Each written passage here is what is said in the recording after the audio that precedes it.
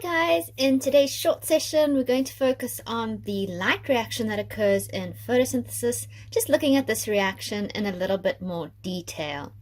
So this is the first reaction that occurs during photosynthesis, and it takes place inside our chloroplast. Remember that the chloroplast is a double membrane bound organelle that we find inside our plant cells. Within that chloroplast we have a jelly-like substance that we call the stroma, and we also have these discs known as thylakoids. These are membrane bound discs.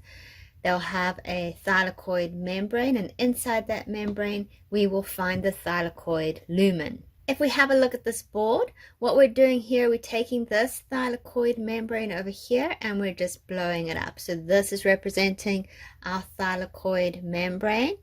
Inside we have the lumen, and then outside of that we have our stroma. The light reaction is basically an electron transport chain that's going to be used to generate ATP. So in order to have an electron transport chain, we need a membrane, and then we need proteins embedded in the membrane. The membrane we're dealing with in photosynthesis is the thylakoid membrane, and we have a number of proteins inside that membrane. Let's have a look at the proteins we have embedded in this membrane. Firstly, over here we have PS2 and PS1. These are our photosystems. A photosystem is basically a group of proteins together, and these proteins contain chlorophyll. The reason why this one is named PS1 is simply because it was discovered first. The other proteins we have in this membrane are plastoquinone, B6F, plastocyanin, ferredoxin, NADP reductase, and then ATP synthase. The other thing we need for an electron transport chain is an electron donor, and in the case of photosynthesis, this electron donor is water.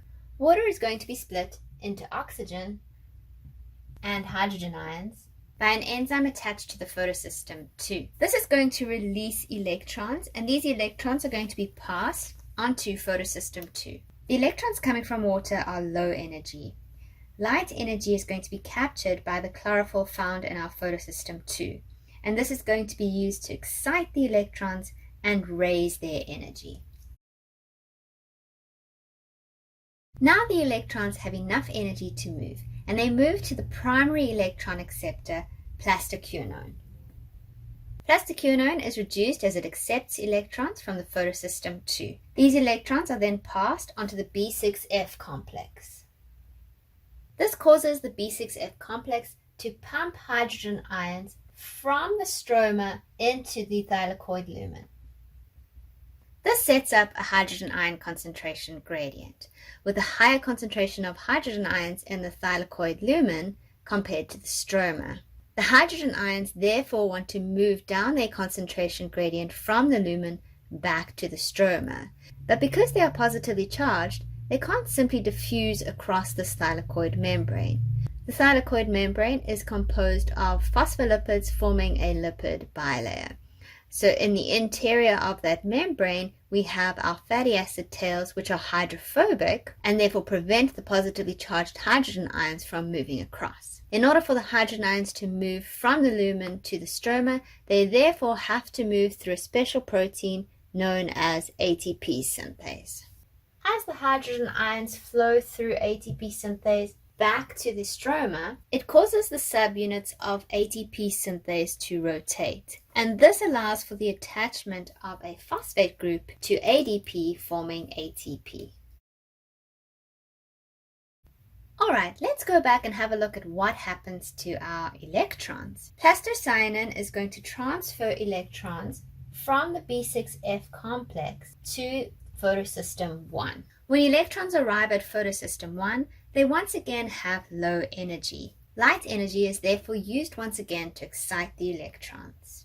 Electrons are then passed from photosystem 1 onto ferredoxin, and then onto the enzyme NADP reductase, which transfers the electrons onto the final electron acceptor, NADP+. When NADP+ gains electrons, it forms NADPH. Both the ATP and the NADPH produced in the stroma during the light reaction remain in the stroma and enter the Calvin cycle, which is the second stage in photosynthesis.